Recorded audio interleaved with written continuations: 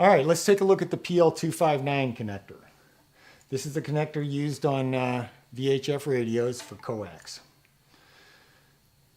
This is some RG8 Coax. There's a couple of ways to cut coax. If you cut it with a pair of dikes like this, you deform the coax. This thing has to be circular, really. So this is a pair of shears. Cuts it much, doesn't crush it as much. So these two blades pass each other in the knife. These two come down on top of each other. So anyway, we use shears to cut coax.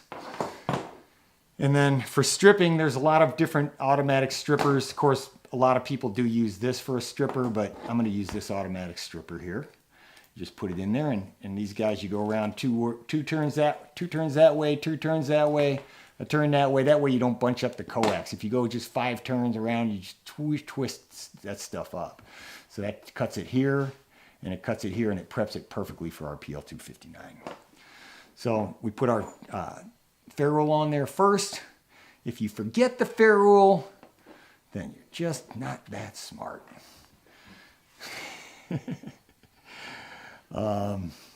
We splay this shield out here.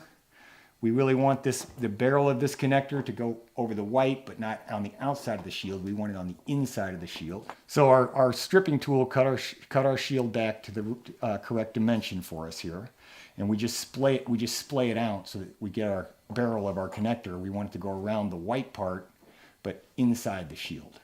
So as we come down on this thing, we want it to go, and we want the shield out here. We really don't want a bunch of excess shield there, but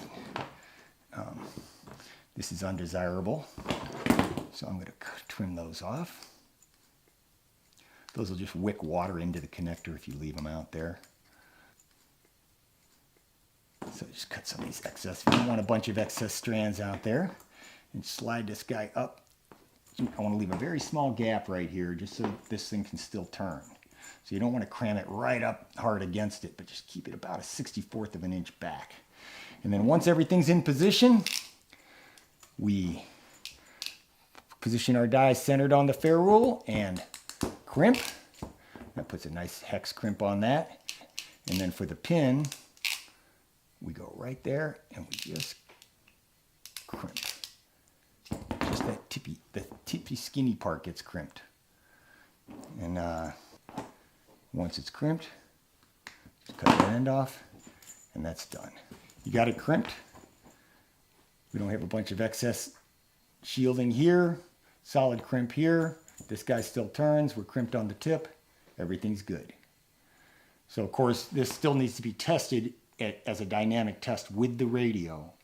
Generally, if you get a bad SWR test off of a VHF radio, it's because this connector is not done well, normally.